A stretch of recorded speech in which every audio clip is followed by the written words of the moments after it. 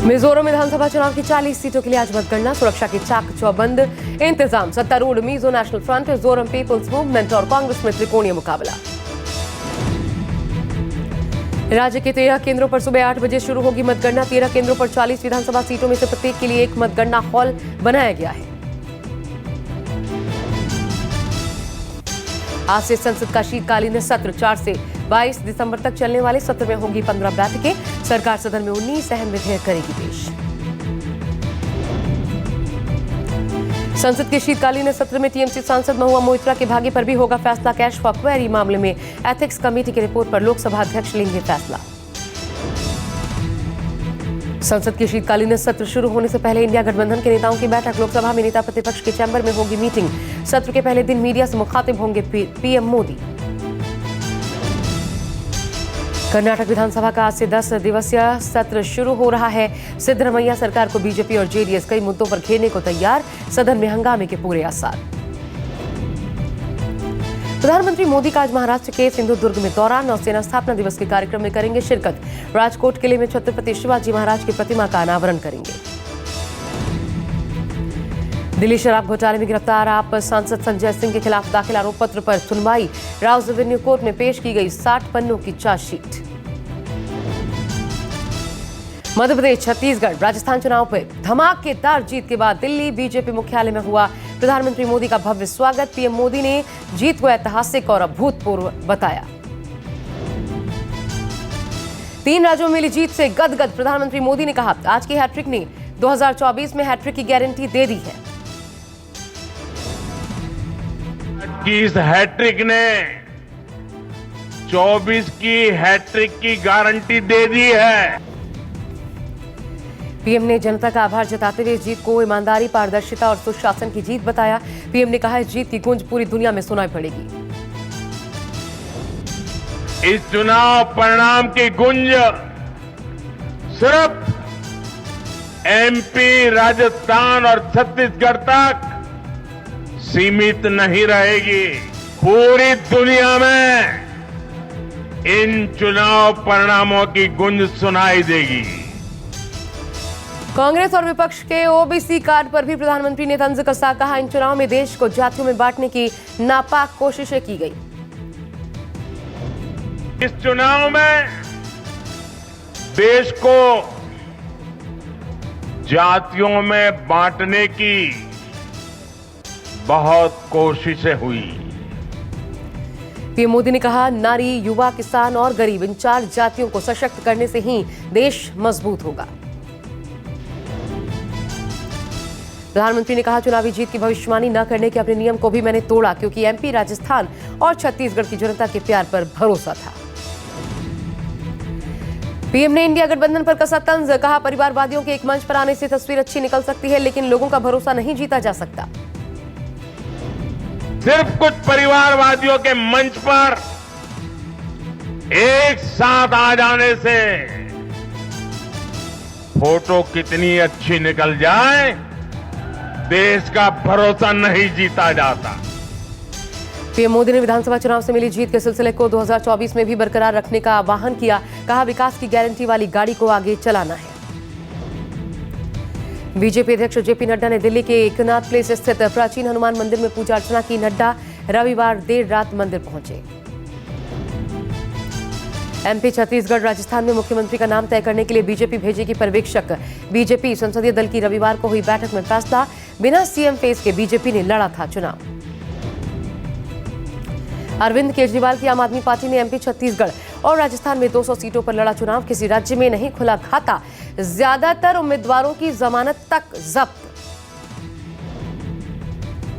मायावती की बीएसपी और अखिलेश यादव की सपा का भी निकला दम। राजस्थान में बीएसपी ने 2 सीटों पर जीत दर्ज की। उसे 1.82% वोट मिले। तेलंगाना विधानसभा चुनाव में हार के बाद बीआरएस को झटका। भद्राचलम से बीआरएस के नवनिर्वाचित विधायक डॉक्टर तेलम वेंकट राव ने कांग्रेस को दिया समर्थन। कांग्रेस प्रदेश अध्यक्ष से मुलाकात की।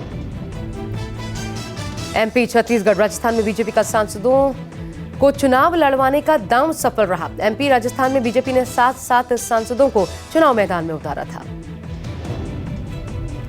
राजस्थान में सांसद दिया कुमारी, राज्यवर्धन सिंह राठौड़, किरोड़ी लाल मीणा, बाबा बालकनाथ चुनाव जीते, जबकि नरेंद्र कुमार, भागीरथ चौधरी, देवजी पटेल चुनाव हारे। सांसद दिया कुमारी ने विद्याधर नगर सीट पर 71,368 वोटों के भारी अंतर से जीत दर्ज की। उन्होंने कांग्रेस उम्मीदवार सीताराम अग्रवाल को शिकस्त दी। मध्य प्रदेश में सांसद नरेंद्र सिंह तोमर, प्रहलाद पटेल, रीति पाठक, उदयराव प्रताप सिंह और राकेश सिंह चुनाव जीते। फग्गन सिंह कुलस्ते और गणेश सिंह चुनाव हार गए।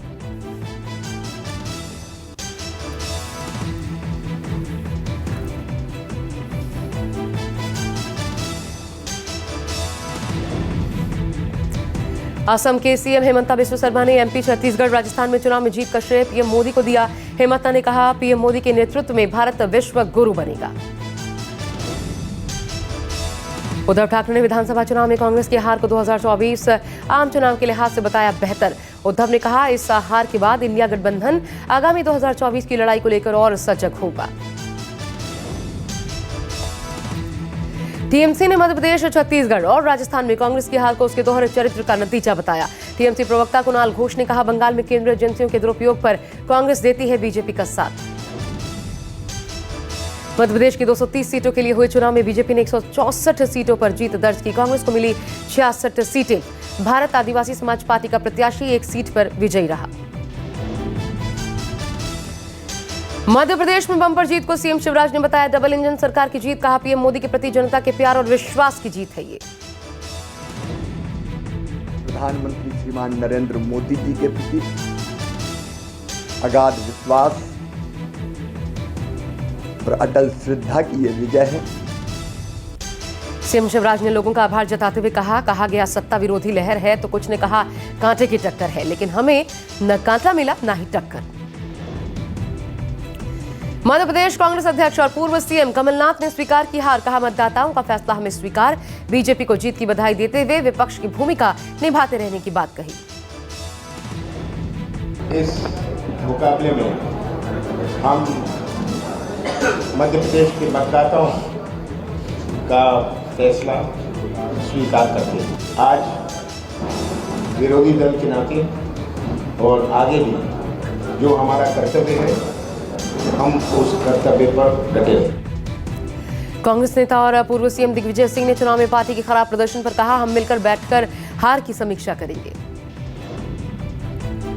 मध्य प्रदेश सीएम शिवराज सिंह चौहान ने राजधानी भोपाल में अपनी जीत का सर्टिफिकेट लिया। इस दौरान शिवराज समर्थकों ने जमकर नारेबाजी की। छत्तीसगढ़ में तमाम अटकलों को झुटलाकर बीजेपी ने दर्ज की प्रचंड जीत। राज्य की 90 सीटों पर हुए चुनाव में बीजेपी ने 54, कांग्रेस के खाते में महज 35 सीटें, जीजेपी को 1 सीट। छत्तीसगढ़ चुनाव में हार के बाद सीएम भूपेश बघेल ने इस्तीफा दिया। राजभवन पहुंचकर गवर्नर विश्व भूषण हरिचंदन को अपना इस्तीफा सौंपा। राज्यपाल को इस्तीफा देने के बाद भूपेश बघेल ने कहा, जनादेश का हम सम्मान करते हैं, विचारधारा की लड़ाई को आगे बढ़ाते हुए सकारात्मक विपक्ष की भूमिका निभाएंगे। अभी जो जनादेश मिला है उसका हम सम्मान करते हैं और हम लोग चूंकि विपक्ष में हैं तो सकारात्मक विपक्ष की भूमिका हमारी होगी। राज्य के पूर्व मुख्यमंत्री और बीजेपी नेता रमन सिंह ने बीजेपी की जीत का श्रेय पीएम मोदी की जन कल्याणकारी नीतियों को दिया। छत्तीसगढ़ में अगले मुख्यमंत्री को लेकर रमन सिंह ने कहा, सीएम बनाने का फैसला बहुत छोटी प्रक्रिया है। विधायक दल की बैठक होगी और सीएम चुन लिया जाएगा। रमन सिंह ने राजनांदगांव सीट से जीत दर्ज की। रमन सिंह ने कांग्रेस के गिरीश देवांगन को 45,000 से ज्यादा वोटों के अंतर से हराया। राजस्थान की 200 में से 199 सीटों के आए नतीजे भी बीजेपी के पक्ष में रहे। बीजेपी ने राज्य में 115 सीटें जीतकर सत्ता वापस हासिल की। कांग्रेस को मात्र 69 सीटों पर ही जीत मिल पाई। राजस्थान में भारत आदिवासी समाज पार्टी ने 3, बीएसपी ने 2, आरएलडी ने 1, आरएलटीपी ने 1 सीट पर जीत दर्ज की, जबकि निर्दलियों ने 8 सीटों पर जीत का परचम फहराया। राजस्थान चुनाव में हार के बाद रविवार शाम सीएम अशोक गहलोत ने इस्तीफा दिया। राजभवन पहुंचे मुख्यमंत्री गहलोत ने राज्यपाल कलराज मिश्र को अपना इस्तीफा सौंप दिया। राजस्थान में हार को स्वीकार करते हुए सीएम गहलोत ने कहा, जनता के हर एक फैसले को हम स्वीकार करते हैं। हालांकि गहलोत ने नतीजों को चौंकाने वाला बताया। आया है जनता का। मैंने पहले कहा जनता माई बाप है। लोकतंत्र में जो फैसला आएगा उसको हम विथ ह्यूमिलिटी स्वीकार करते हैं और नई सरकार जो बनेगी उसको हमारी शुभकामनाएं हैं, अच्छे काम करे। बीजेपी नेता वसुंधरा राजे सिंधिया ने झालरापाटन सीट से जीत दर्ज की, सत्ता में वापसी से खुश। वसुंधरा ने जीत का श्रेय पीएम मोदी और उनकी जन कल्याणकारी नीतियों को दिया। की ये जो शानदार जीत है, ये माननीय हमारे प्रधानमंत्री नरेंद्र मोदी जी, जिनका मंत्र था ये सबका साथ, सबका विकास, सबका विश्वास और सबका प्रयास, ये उसकी जीत है, उनकी दी हुई गारंटी की जीत है। केंद्रीय मंत्री गजेंद्र सिंह शेखावत ने राजस्थान में कांग्रेस की हार पर कसा तंज। कहा, सीएम गहलोत के सीएम पद की कुर्सी छोड़ने की चाहत जनता ने पूरी कर दी। देखिए, माननीय अशोक गहलोत साहब बार बार ये कहते थे, अनेक बार उन्होंने ये कहा था कि मैं इस कुर्सी को छोड़ना चाहता हूं, लेकिन ये कुर्सी मुझे नहीं छोड़ रही। मुझे लगता है कि राजस्थान की जनता ने उनके मन की पूरी कर दी है, उनके मन की मुराद पूरी की है। जो कुर्सी उनको नहीं छोड़ रही थी, उस कुर्सी को तेलंगाना में कांग्रेस ने जीत हासिल करते हुए बीआरएस को सत्ता से बेदखल किया। राज्य की 119 सीटों के लिए हुए चुनाव में कांग्रेस ने 64 सीटें जीतकर हासिल की सत्ता। राज्य की गठन के बाद से ही सत्ता में रहे के चंद्रशेखर राव की पार्टी बीआरएस को मात्र 39 सीटें मिल पाई। बीजेपी को तेलंगाना में 8, ओवैसी की एआईएमआईएम को 7 सीटें मिली, 1 सीट सीपीआई के खाते में। तेलंगाना में मुख्यमंत्री और बीआरएस प्रमुख के चंद्रशेखर राव ने राज्यपाल को अपना इस्तीफा सौंपा। खबरों के मुताबिक इस्तीफा देने के बाद केसीआर बिन काफिले के अपने फार्म हाउस पहुंचे। चुनाव में हार के बाद बीआरएस नेता केटी रामाराव ने कहा, हार से हम निराश लेकिन दुखी नहीं। राज्य के निर्माण के लिए हमने किया है कड़ा संघर्ष। जनता ने विपक्ष की भूमिका सौंपी है, उसे निभाएंगे। तेलंगाना में स्पष्ट बहुमत मिलने के बाद कांग्रेस ने राज्यपाल से मुलाकात की, पेश किया सरकार बनाने का दावा। आज हैदराबाद में पार्टी के नवनिर्वाचित विधायकों की बैठक। राज्यपाल से मुलाकात के बाद कर्नाटक के डिप्टी सीएम और कांग्रेस नेता डी शिवकुमार ने कहा, सीएम चुनने और सरकार बनाने की प्रक्रिया एक प्रक्रिया है जिसका पालन किया जाएगा। कांग्रेस में मुख्यमंत्री पद की रेस में कई नाम शामिल। पार्टी नेता कोमाटी वेंकट रेड्डी ने कहा, हाईकमान करेगा मुख्यमंत्री का फैसला, उनका फैसला सभी को होगा मान्य। कांग्रेस महासचिव प्रियंका गांधी ने तेलंगाना की जीत राज्य की जनता को समर्पित किया। प्रियंका गांधी ने कहा, हमारी जीत आम लोगों की जीत। तेलंगाना में नई सरकार का शपथ ग्रहण समारोह 9 दिसंबर को हो सकता है। प्रदेश कांग्रेस अध्यक्ष के राज्य के डीजीपी से शपथ ग्रहण समारोह और उसकी सुरक्षा को लेकर चर्चा किए जाने की खबर है। हैदराबाद के गोश महल से बीजेपी के फायर ब्रांड नेता टी राजा सिंह ने बनाई जीत की हैट्रिक। राजा सिंह ने क्षेत्र के लोगों को जीत का श्रेय दिया। मजलिस के प्रमुख असदुद्दीन ओवैसी की पार्टी ने 9 में से 7 सीटों पर जीत दर्ज की। ओवैसी ने कहा, तेलंगाना की जनता के फैसले का सम्मान करते हुए आभार। केंद्रीय मंत्री और तेलंगाना भाजपा अध्यक्ष जी किशन रेड्डी ने कहा, भाजपा ने तेलंगाना में अच्छा प्रदर्शन किया है। राज्य में हम 1 सीट से 8 सीटों तक पहुंच गए हैं। तेलंगाना की कामारेड्डी सीट जीतकर बीजेपी ने बीआरएस कांग्रेस दोनों को चित किया। इस सीट से सीएम केसीआर और कांग्रेस प्रदेश अध्यक्ष रेवंत रेड्डी को बीजेपी के केवीआर रेड्डी ने हराया। एमपी में बीजेपी की बम्पर जीत का धमाका भोपाल के आसमान में रात को दिखा। बीजेपी समर्थकों ने जमकर आतिशबाजी की। मध्य प्रदेश, छत्तीसगढ़, राजस्थान में कांग्रेस की हार पर आरएलडी नेता जयंत चौधरी ने तंज कसा। एक्स पर पोस्ट लिखकर कहा, 2 रुपए किलो गोबर खरीदने जैसी योजनाओं पर पूर्ण विराम लगनी चाहिए। 5 राज्यों में हुए चुनाव में UP CM Yogi Adityanath star प्रचारक बने। पीएम मोदी के बाद योगी की एमपी, छत्तीसगढ़, राजस्थान में रही सबसे अधिक मांग। 15 दिनों में 92 रैलियां और रोड शोज की। महाराष्ट्र में शिवसेना के बागी विधायकों की अयोग्यता पर आज भी सुनवाई। आज सीएम एकनाथ शिंदे और यूबीटी गुट के दोनों के वकील एक दूसरे के विधायकों से पूछताछ करेंगे। महाराष्ट्र की हाई प्रोफाइल सीट बारामती पर आगामी 2024 में चुनाव में दिखेगा पवार बनाम पवार की जंग। एनसीपी शरद पवार गुट की सुप्रिया सुले के खिलाफ अजित पवार उतार सकते हैं अपनी पत्नी सुनेत्रा को। एमपी, छत्तीसगढ़, राजस्थान, मिजोरम में आम आदमी पार्टी की करारी शिकस्त पर गरमाई पंजाब की राजनीति। विपक्षी दलों ने आप सरकार पर लगाया राज्य का पैसा चुनाव में झोंकने का आरोप। केन्या के राष्ट्रपति विलियम समोई रूटो का आज से 3 दिवसीय भारत दौरा। केन्याई राष्ट्रपति रूटो राष्ट्रपति द्रौपदी मुर्मू, प्रधानमंत्री मोदी से करेंगे मुलाकात। दोनों देशों के बीच कई समझौतों के आसार। न्यूजीलैंड के ऑकलैंड में रेडियो होस्ट हरनेक सिंह की हत्या की कोशिश करने के आरोप में 3 खालिस्तानी आतंकियों को सजा। खालिस्तान विचारधारा का विरोध करने पर 23 दिसंबर 2020 में उन पर हमला किया गया था। ब्रिटेन के लंदन में 17 नवंबर से लापता भारतीय छात्र की लाश मिली। मित कुमार पटेल नाम का छात्र उच्च शिक्षा के लिए ब्रिटेन गया था। 23 वर्षीय छात्र का शव भारत भेजने के लिए फंड जुटाया जा रहा है।